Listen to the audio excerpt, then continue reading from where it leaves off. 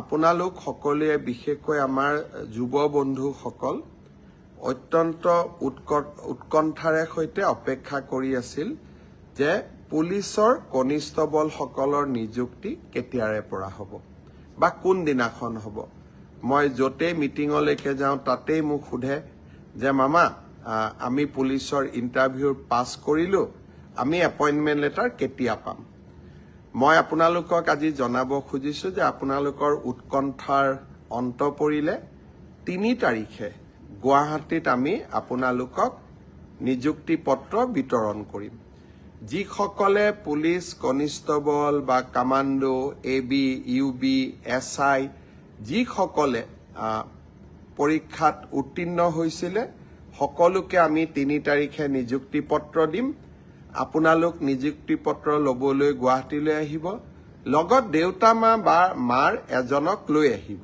কাৰণ আপোনালোকৰ এই সাফল্যৰ দিনটোত লগত দেউতা বা মাক আপোনালোকে লৈ আহিলে তেওঁলোকেও ভাল পাব আৰু আপোনালোকেও আনন্দ অনুভৱ কৰিব।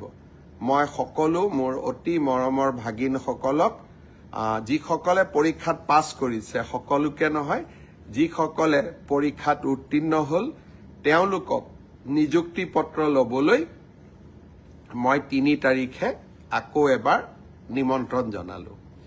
এতিয়া সকলোৱে ভাবিব যে মই ADREত পৰীক্ষাত পাছ কৰি আছোঁ, মই হেল্থত পাছ কৰিছোঁ, এগ্ৰিকালচাৰত মই পাছ কৰি আছোঁ, আমাৰ নিযুক্তি পত্ৰ কেতিয়া পাম।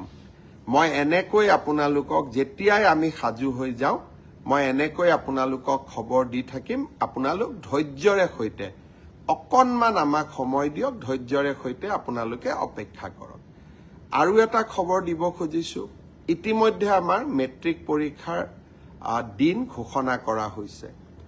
আমি এটা আঁচনি আপোনালোকৰ বাবে আগবঢ়াই দিছিলোঁ যাতে মেট্ৰিক পৰীক্ষাৰ যিসকলে মেট্ৰিক পৰীক্ষাৰ সন্মুখীন হ'ব তেওঁলোকে যাতে কিতাপ এখন কিনিব পাৰে, পেন এটা কিনিব পাৰে, কলম এটা কিনিব পাৰে, গাখীৰ এগিলাচ খাব পাৰে, অলপমান নোটৰ বহী এখনো কিনিব পাৰে।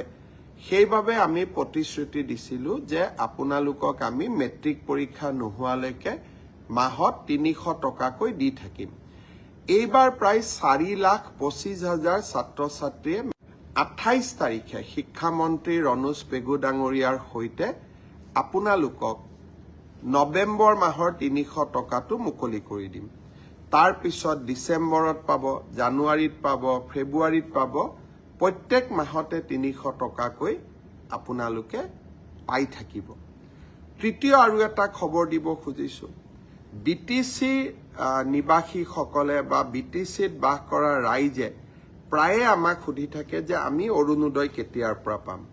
আমি BTCত অৰুণোদয় তালিকাখন প্ৰায় সম্পূৰ্ণ কৰিছোঁ। অহা 12 ডিচেম্বৰ তাৰিখে কোকৰাঝাৰত মই যাম, হাগ্ৰামা মহিলাৰী ডাঙৰীয়াও থাকিব, আমাৰ মন্ত্ৰী বিধায়কসকলেও থাকিব। 12 তাৰিখে আমি BTCৰ অৰুণোদয় আঁচনিটো আৰম্ভ কৰিম, আপোনালোক সকলোৱে উপকৃত হ'ব। আজি বহুত দীঘলীয়াকৈ ক'ব খোজা নাই, বিধানসভা চলি আছে, সেইকাৰণে মই ৰাজনৈতিক কথা বতৰা আজি আপোনালোকক ক'ব খোজা নাই। চৰকাৰখনে বিকাশৰ কাম কৰি আছে, উন্নয়নৰ কাম কৰি আছে আৰু আমি আপোনালোকৰ কাৰণে নিৰন্তৰ কাম কৰি থাকিম। বিধানসভাও আপোনালোকে চাই থাকিব, যোৱাকালিও মোৰ বক্তব্য আছিলে, তাকো আপোনালোকে নিশ্চয় শুনিছে। বিশেষকৈ এই বিধানসভাতে চাহ বাগিচাৰ শ্ৰমিকসকলক আমি মাটিৰ অধিকাৰো দিম। সেইকাৰণে এইকেইদিন বিধানসভাত আহিবলগীয়া আইনবোৰ আপোনালোকে মিডিয়াৰ জৰিয়তে, ছ'চিয়েল মিডিয়াৰ জৰিয়তে, মোৰ ফেচবুক, মোৰ টুইটাৰ, মোৰ ইনষ্টাৰ জৰিয়তে আপোনালোকে চাই থাকিব। পুনৰ এবাৰ 3টা খবৰ দিলোঁ। পুলিচৰ চাকৰি 3 তাৰিখে এপইণ্টমেণ্ট লেটাৰ দিম। 28 তাৰিখতে মেট্ৰিকৰ কেণ্ডিডেটসকলে মাহত ৩০০ টকাকৈ পাব আৰু 12 ডিচেম্বৰৰ পৰা BTC বাসী ৰাইজে অৰুণোদয় পোৱা আৰম্ভ কৰিব।